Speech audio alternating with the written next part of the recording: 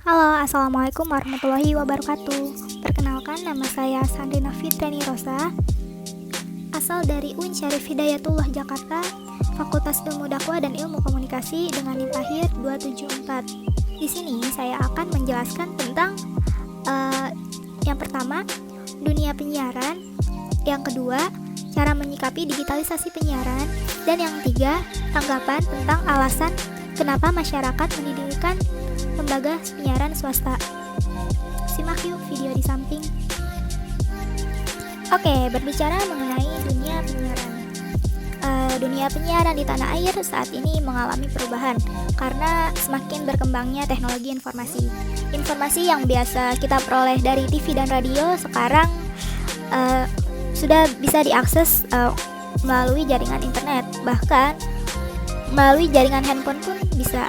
Hal ini termasuk salah satu penyelarasan media konvensional dengan media yang terbarukan.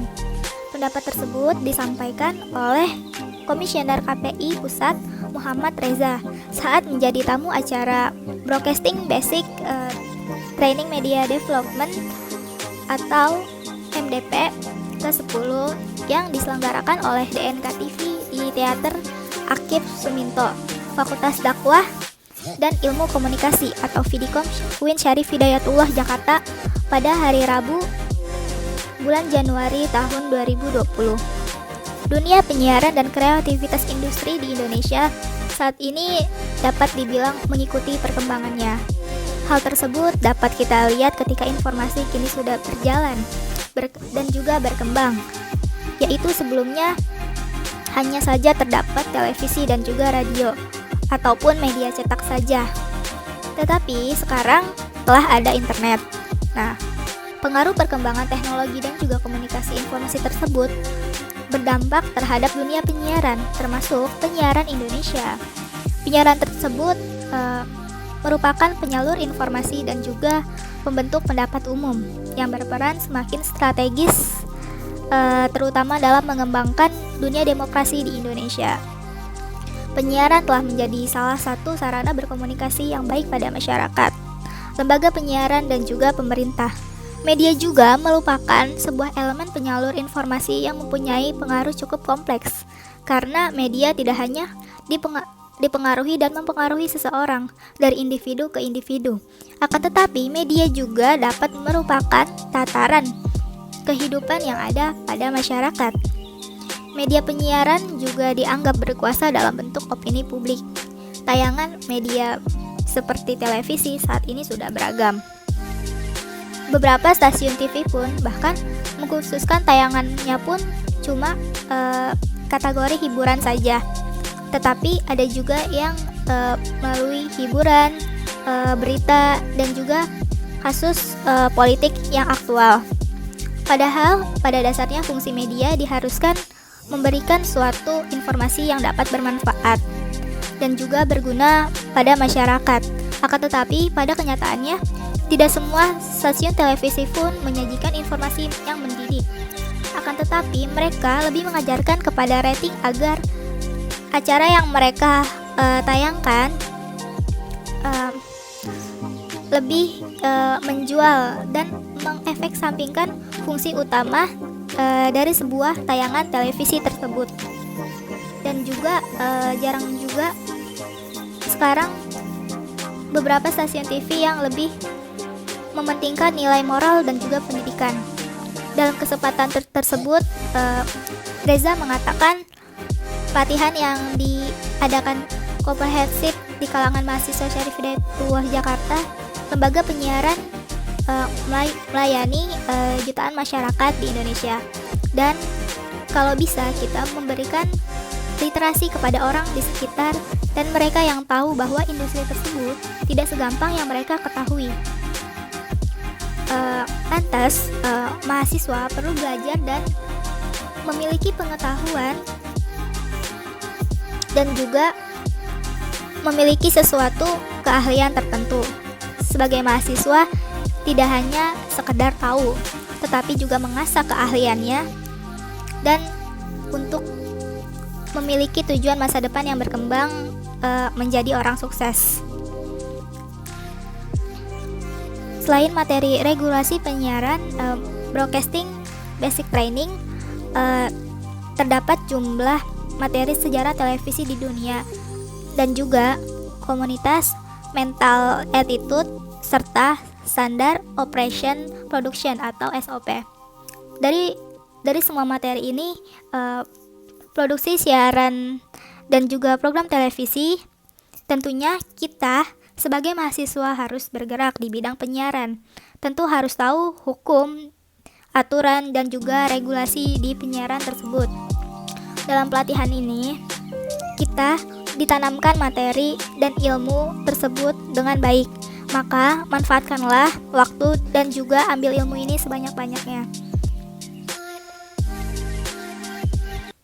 Digitalisasi industri penyiaran menjadi perhatian utama Asosiasi Televisi Lokal Indonesia dalam menyambut Hari Pers Nasional yang digelar di Kota Pahlawan, Surabaya. Alhamdulillah, pada siang hari ini saat ini ada lebih dari 300 stasiun televisi lokal yang bersiaran di seluruh penjuru Nusantara. Program-program yang syarat dengan kearifan lokal semakin mewarnai sajian tontonan masyarakat di berbagai daerah tersebut. Bagaimana ke depan implementasi digitalisasi penyiaran pasca putusan Mahkamah Agung yang menolak peninjauan kembali atau PK Kementerian Kominfo? Hal inilah yang menjadi pembahasan bersama anggota Asosiasi Televisi Lokal Indonesia atau ATVLI. Karenanya, perlu perencanaan ulang sistem digitalisasi, termasuk regulasi teknis yang sesuai dengan kondisi industri pertelevisian, khususnya televisi lokal sebagai bagian komponen pers.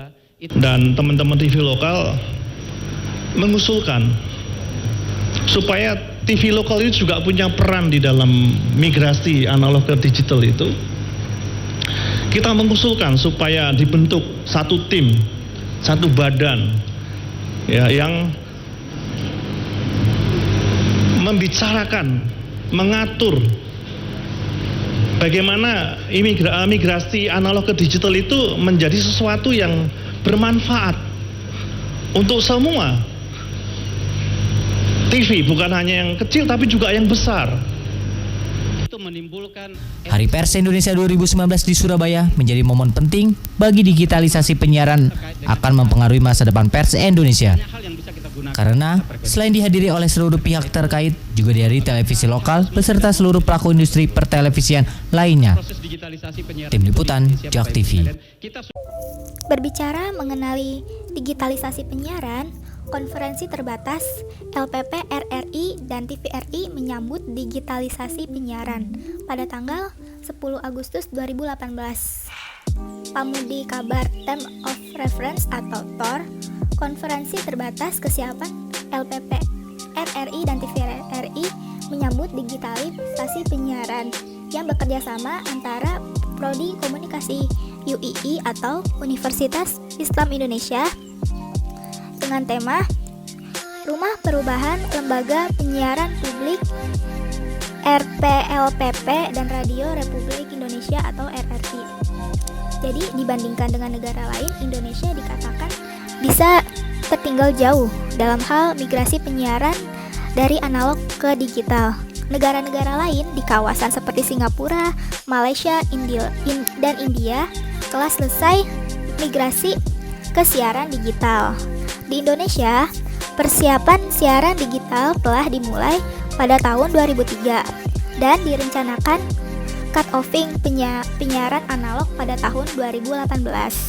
Namun, hingga saat ini, draft rancangan undang-undang atau RUU penyiaran yang diharapkan akan menjadi payung hukum bagi pelaksanaan digitalisasi penyiaran belum disahkan menjadi RUU.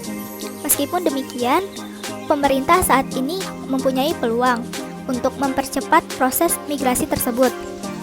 Dengan keluarnya surat dari Kejaksaan Agung nomor B004A GTN 01/2018 tertanggal pada 5 Januari 2018. Dalam surat itu, Kementerian Kominfo atau Komunikasi dan Informatika diminta mempertimbangkan untuk menetapkan kembali pemenang seleksi atau tender LPPM bagi sejumlah perusahaan penyelenggaraan siaran televisi. Suara tersebut berpeluang menghidupkan kembali Permen nomor 22 tahun 2011 tentang digitalisasi penyiaran yang sudah dinyatakan dicabut oleh Mahkamah Agung karena tidak mempunyai payung hukum yang kuat. Dari banyaknya perspektif, digitalisasi penyiaran sangat menguntungkan. Bukan hanya bagi industri, tetapi bagi masyarakat pun juga. Pertama, sistem penyiaran digital menghemat energi. Dengan menggunakan penyiaran digital, kebutuhan energi akan jauh sedikit karena menara pancar bisa digunakan bersama dengan bandingnya analog yang terus menyediakan pancar sendiri. Lalu, yang kedua, jumlah saluran atau kanal yang tersedia bisa lebih jauh baik dibandingkan dengan sistem analog karena dengan sistem penyiaran digital, satu kanal analog bisa digunakan menjadi 6 saluran. Hal ini akan menciptakan banyak pilihan bagi khalayak dan mendorong tumbuhnya industri televisi secara lebih masif. Lantas yang ketiga, kualitas siaran digital sangat lebih bagus. Baik dari sisi kualitas gambar maupun kualitas suaranya pun juga. Dan ini akan menciptakan kenyamanan dan juga kepuasan bagi penonton yang akan jauh lebih besar. Bagi lembaga penyiaran Republik Indonesia seperti RRI dan juga TVRI, migrasi ke sistem digital sangat penting karena setidaknya dua alasan. Yang pertama yaitu digitalisasi penyiaran baik RRI maupun TVRI akan mampu menyediakan saluran yang lebih beragam. Yang ini akan memungkinkan TVRI dan juga RRI untuk menyediakan isi-isi siaran yang terjangkau lebih banyak kelompok tersebut rentan termasuk difabel.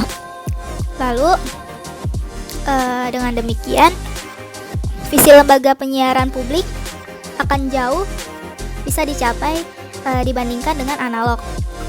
Yang kedua, sistem siaran digital akan membuka peluang efisiensi jangkauan siaran dan juga kalau secara teknologis siaran digital lebih jauh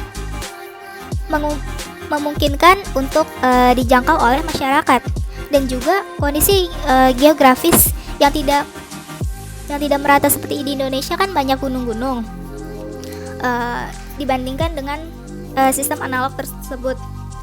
Hal itu memungkinkan juga TVRI dan RRI akan mampu menjangkau keseluruhan wilayah Indonesia sehingga mitasi wilayah melalui siaran akan lebih jauh lebih baik dilakukan.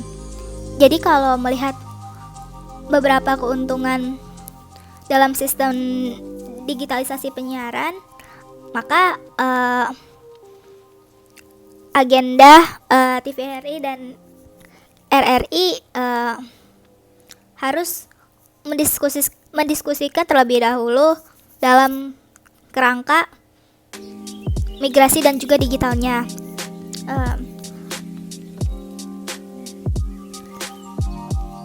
Apa sih yang membuat masyarakat mendirikan lembaga penyiaran swasta? Tapi sebelum mengenal lebih lanjut, alangkah baiknya kita mengenal dulu apa saja 10 lembaga penyiaran swasta tersebut.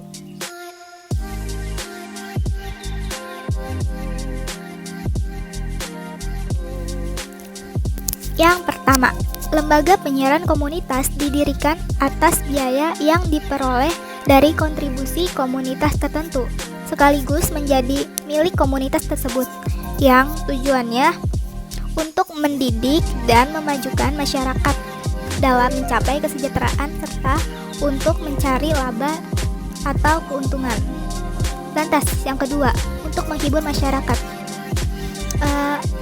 Lembaga penyiaran swasta hadir dengan format konten program yang berbeda dengan stasiun TV lain. Selain perkembangan teknologi dan juga informasi, didirikan dengan semangat bahwa dengan konten hiburan dan juga informasi di masa yang akan mendatang akan semakin terhubung, lebih ke masyarakat yang mendalam, lebih ke pribadi dan juga lebih mudah diakses. Karena itulah konsep pemikiran multi platform, pemirsanya bisa mengakses tidak terbatas kapanpun dan juga dimanapun. Akan tetapi, lembaga penyiaran swasta dibolehkan tayang asal memenuhi komitmen pada pemerintah. Yang pertama, televisi swasta sanggup melaksanakan ketentuan dalam pedoman dan juga perilaku dan memenuhi standar program penyiaran. Lalu yang kedua, televisi swasta sanggup menjaga independensi dan berimbangan isi siaran program jurnalistik. Ketiga, sanggup menjalankan fungsi sebagaimana media informasi, pendidikan, dan juga hiburan. Televisi swasta juga diminta sanggup meliput mengenai tentang pemilihan umum. Lantas, yang kelima, televisi swasta juga sanggup melaksanakan penayangan yang menghormati ranah privat. Jadi, tidak boleh membongkar-bongkar privat yang bersifat identitas masyarakat maupun pemerintah. Lalu yang keenam, lembaga penyiaran sanggup memberikan pemberdayaan kepada khalayak khusus. Dan yang ketujuh, bersedia melakukan evaluasi setiap tahun. Lantas, jika lembaga penyiaran swasta melanggar ketentuan dan komitmen tersebut, KPI menyatakan bahwa ketentuan sanksi sudah disiapkan, yaitu berupa pengurangan durasi atau pencabutan izin.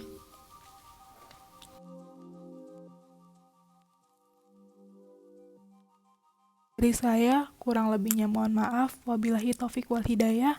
Wassalamualaikum warahmatullahi wabarakatuh.